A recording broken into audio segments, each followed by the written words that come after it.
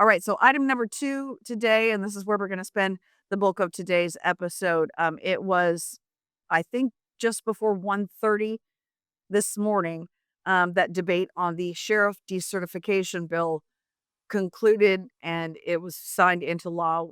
Not a single Republican supported, and at least 4 Democrats, I think from my last count, joined all the Republicans in opposition. But of course, the majority has, enough of a majority to pass that, even without some of their members being in support. This is Senate Bill 5947. It allows the state to remove an elected sheriff. Um, they started debate early on Thursday evening, and as I mentioned, it was nearly 1:30 in the morning before they were done. I think it was close to 8 hours of debate on amendment after amendment after amendment, all those rebuffed, Republican-brought amendments, and the majority, basically pushed back on all of those. So the final version, that ended up being adopted was offered by Representative Roger Goodman. He took some elements out of the bill, but what passed still does allow for removal of an elected sheriff from office by the Criminal Justice Training Commission. And remember, almost all of those members of the CJTC are appointed by the governor. I'm pretty sure there's like 21 members. Don't uh, quote me on that, but I think there's 21 members, and 19 of the 21 are appointed by the governor. So one could surmise that if you've got the Criminal Justice Training Commission deciding who can even be a candidate for sheriff to get on a ballot and get elected, and who can decide if somebody's social media posts as a sheriff are, offensive in their opinion enough to disqualify them from office, this is a pretty big deal. Outside of probably the income tax, this is, in my opinion, the most significant piece of legislation that is moving forward in this legislative session. Um, so here's Representative Roger Goodman arguing support for his alternate bill on the House floor Thursday evening. This bill will build confidence and community trust between community and law enforcement, especially our law enforcement leaders. Our law enforcement leaders should be subject to the same eligibility requirements, qualifications, and accountability measures as those who work for them, or maybe even greater, a higher bar. This bill provides that the core duty of the sheriff is to uphold the U.S. Constitution, uphold and enforce the state Constitution, and enforce the laws duly enacted by this legislature as interpreted by the state Supreme Court. As I mentioned, Republicans had dozens of amendments, hours of debate on those. I was actually told by a member earlier in the day, Thursday, that they thought they might be able to kill the bill. That was his words. That obviously did not pan out for those in opposition. But here are 2 of the Republican members urging a no vote on this just ahead of the early Friday morning adoption of this bill. There's nothing wrong with the current state of our sheriffs here in Washington. They can't be fixed at the next ballot box if the voters choose to put somebody else in that position. There is no necessity for this bill.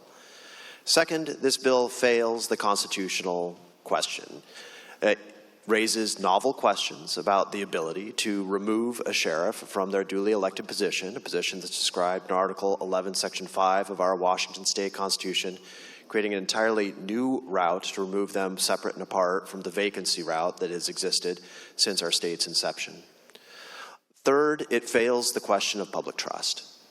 When voters send an individual to a position of trust, whether it's you or me, Madam Speaker, they anticipate that we will be able to fill out our position without being removed arbitrarily by an unaccountable bureaucracy, often located hundreds of miles away. And I stand before you a proud past sheriff that has sworn an oath many times each time I was elected. But prior to that, Madam Speaker, as a law enforcement officer, I swore that same oath. But when you step in to swear the oath as sheriff, Madam Speaker, it's a surreal thing. Stepping into this house has been one of the greatest honors I've ever experienced. But there's a separation between the two because of the heaviness that the elected sheriff carries and the responsibility. It's not to be taken lightly.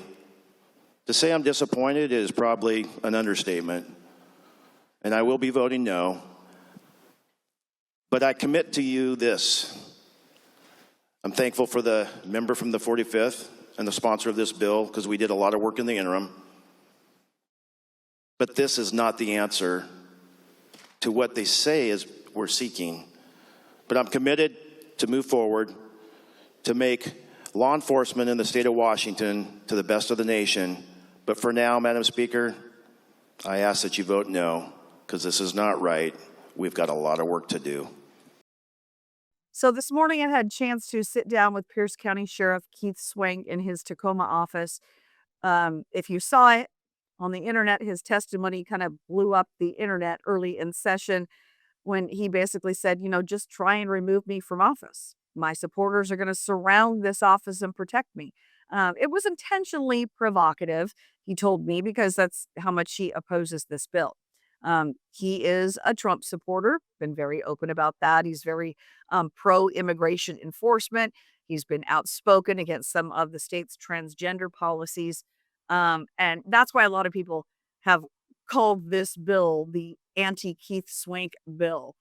He takes it very personally, but also knows that he's got a lot of support from other sheriffs who maybe weren't as publicly critical of this legislation as he was. Here's part of my conversation this morning with Pierce County Sheriff Keith Swank. My big concern is it takes away the right of the people to elect their sheriff. This is a weapon used by the Democrats to be able to control the sheriffs. Democrats control, as you know, the state house, the state senate. Every statewide elected official is a Democrat. They control every single thing here in the state except for sheriffs.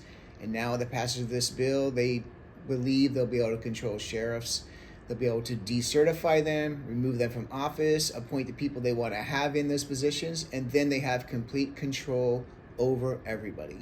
Well, part of the RCW that they use to remove officers and deputies to decertify them and remove them, from having their commission. A section that talks about language, about speech, like if you use social media or you give interviews or you do some speech that they find to be offensive or things like that. Right now, I have 5 complaints lodged against me with the Criminal Justice Training Commission, and it's all about speech. There's no malfeasance in my office. I haven't done anything illegal. I don't do anything like that. This is the cleanest this sheriff's office has ever been. We're going back through auditing all kinds of practices that were here before me and fixing them. But the people who don't like me don't like what I said. They want to silence me. That's what it's about. So it's going to be a big deal. And really, maybe it needs to happen. Maybe we need to have attention brought to this, saying that Sheriff Swank said these words. We don't like it. We're removing him from office. Also today had a chance to catch up with the man who this bill may prevent from becoming the next sheriff of Kitsap County. This is Rick Cuss. He is running for sheriff. He's already, going to have his name on the ballot.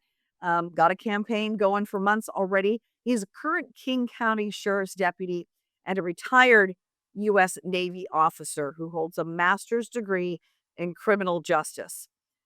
But despite that combination of military leadership, active patrol experience that he has right now with King County, the bill's language would disqualify him from being able to appear on the ballot.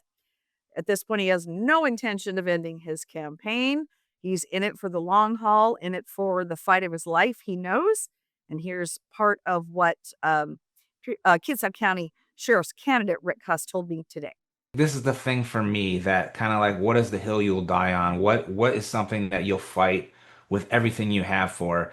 And having studied the Constitution, both the U.S. and the state Constitution, and realizing that I took an oath, in the military, and then as a deputy sheriff to our state and federal Constitution, like this is it. To me, it's clear in writing that this is what I will stand up and fight for. Like I've talked with my wife, this is something that I have to do to like sell belongings and really, really sacrifice. This is something that I'm going to stand up for because it's something to me that is black and white wrong.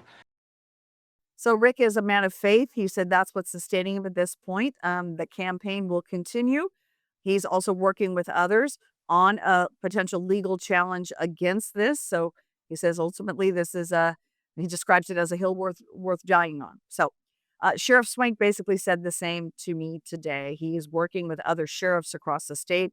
There's a couple of potential avenues for legal action against this. So this is certainly not the end of it, yet to be signed into law.